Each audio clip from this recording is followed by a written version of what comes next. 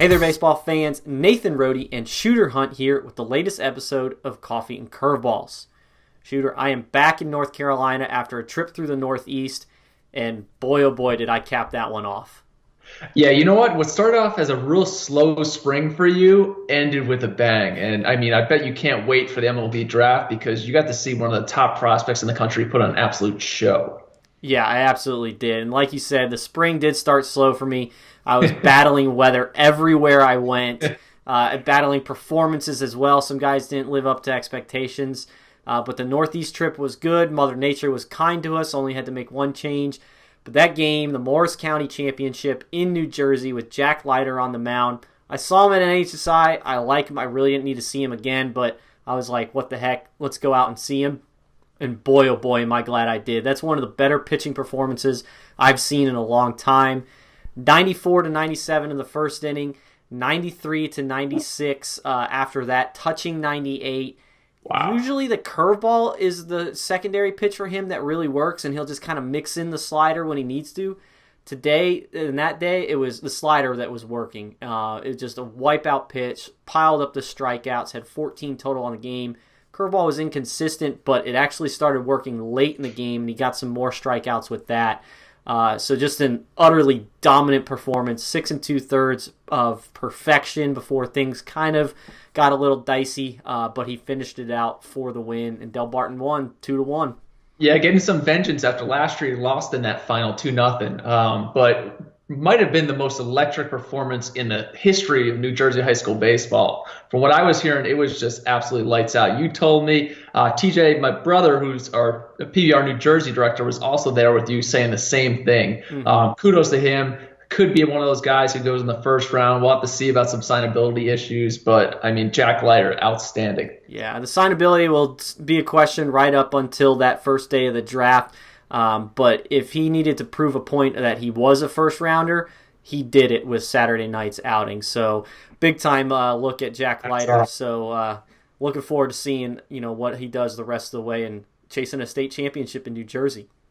Definitely. But speaking of chasing championships, we got the Southern Section playoffs going in California, and a team Shooter that you and I, know are really good. We picked them for the NHSI. They didn't win it, but they still have a shot at a Southern Section championship, and that's La Mirada High School. And they had a big day from Jared Jones, who not only was pretty hot on the mound, but also at the plate. Yeah, I was streaming a few of these playoff games down there at SoCal over the weekend. But Jared Jones, we're talking about Jack Leiter up to 98. Jared Jones was up to 99 in this game and just painting on the black and blowing dudes away. We've loved him for a while. Athletic arm, electric. There's just, I mean, you think he can't go any higher, and then he does. He pushes the envelope another step. 97, 98, now 99. And the intensity on the mound can only be matched by the intensity in the box and in the field. Yeah, super athlete. Just when you think, like you said, you can't go any higher, touching 99 on the mound. Oh, by the way, he can really hit, and he dropped a mammo tank in that game and had a pretty epic bat flip to go with it. So we'll see that later on. Yeah, no doubt. So big weekend for La Mirada as they advance, as well as Jared Jones. But let's shift over to Tennessee and take a look ahead at 2020 with Robert Hassel. Yeah, Robert Hassel, a Vanderbilt recruit in this 2020 class, one of the top-ranked players in our overall rankings for 2020, has the potential to be the top hitter in the class. That hit tool as a left-handed hitter, infielder, also hops on the mound. I think he struck out 15 last week in an outing, but he can just absolutely mashed all fields, had a double, home run, and then the only time he made out, actually the center fielder ran into the wall and robbed him of a double. So Robert Hassel is a name to know this summer, a definite helium watch, dude. Excellent. Speaking of names to know for this summer, you're going to hear a lot about 2020, guys, because it's such a good class. We've said it before. We're going to be saying it for another 12 months.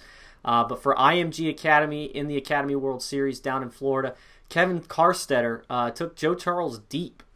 Yeah, the FAU recruit, he's physical. He's actually he's actually from Pennsylvania originally, moved down, went to IMG, but the physicality as a right-handed hitter and a potential big power bat from the right side is obviously there. And we even got some real nice slow motion video from our man Doug Freeman down there in Florida on that home run. Excellent. And then what do you got on Caden Homniak? Oh, Rody, I was not going to let us slide without putting in some Texas playoffs into this episode. And Homniak, another hard thrower, surprise, surprise, committed to Texas A&M, but I was enjoying watching him go at it.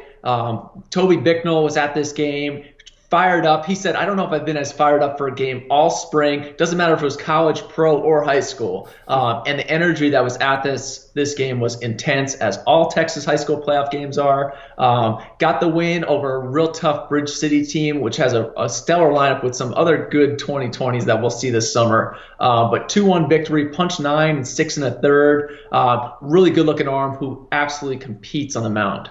Excellent.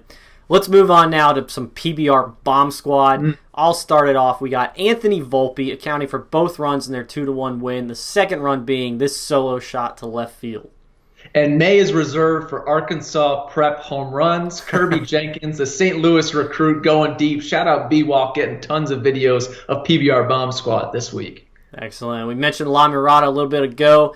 Powering that offense is Darius Perry with this bomb to make it 8-1. And then you couldn't not put Jared Jones in this one. Absolutely destroys this, carries the bat down, and then tosses it like a javelin, looking like Dan O'Brien at the 92 Olympics. Oh, wow, look at that throwback reference there. But let's shift now to the pitching side, to the PBR spin zone. Obviously, I mentioned Jack Leiter. Slider was really working for him in that game, plus the curveball. Big-time whammer.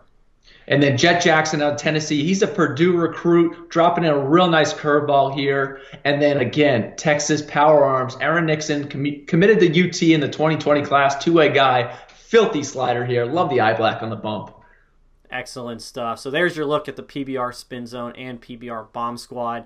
The draft is only 3 weeks away, so be sure to follow along at prepbaseballreport.com for more coverage.